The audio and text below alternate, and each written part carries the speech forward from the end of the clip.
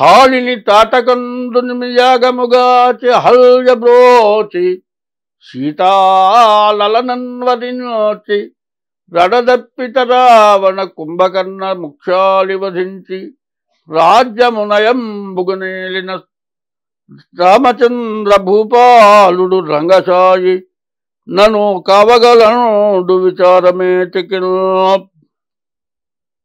తాటకిని చంపావు, రాక్షసుల్ని సంహరించావు, అహల్యను బ్రోచావు, సీతామ్మవారిని రావణాసురుడి చెర నుంచి రక్షించావు, కుంభకర్ణుని రక్షించావు, ఆఖరికి రావణాసురుడు తమ్ముణ్ణి ముందుగానే రాజ్యం ఇచ్చి రక్షించావు, శత్రువుని కూడా రక్షించినటువంటి ఓ రామచంద్ర, నీవు రాజ్య పరిపాలన నువ్వు చేయటం కాదు, అందరికీ రాజ్యాది సుఖ సంతోషాలను ఇచ్చినటువంటి రామచంద్ర, నేను నిన్ను ఎందుకు ప్రార్థిస్తున్నానంటే నాకు ఏమి కావాలో అన్నీ నువ్వే ఇవ్వగలవు అని రామచంద్రమూర్తిని రామదాసు గారు ప్రార్థించారు.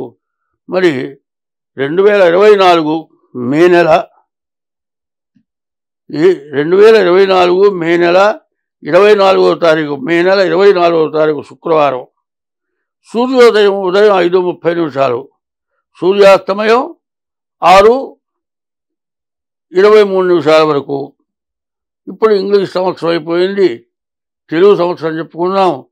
క్రోధినామ సంవత్సరం వైశాఖ బహుళ పాడ్యమి శుక్రవారం సాయంత్రం 6:57 వరకు, అనురాధ నక్షత్రం ఉదయం 9:58 వరకు ఉండి వర్జం మధ్యాహ్నం 3:43 నుండి 5:19 వరకు ఉంది.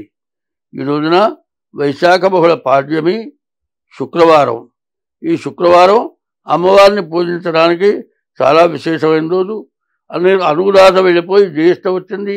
అనురాధ నక్షత్రం కానీ జ్యేష్ఠ కానీ మరి కుజుడు అంగారకుడికి ప్రీతైనటువంటి రోజు. అంగారకుడిని పూజించాలి. శుక్రవారం శుక్రుడిని పూజించాలి. మరి శుక్రుడిని అంగారకుడిని పూజించడం చాలా విశేషము. తర్వాత మీ ఇష్టదైవాన్ని కూడా పూజించడం చాలా విశేషము. కాబట్టి స్వస్తి.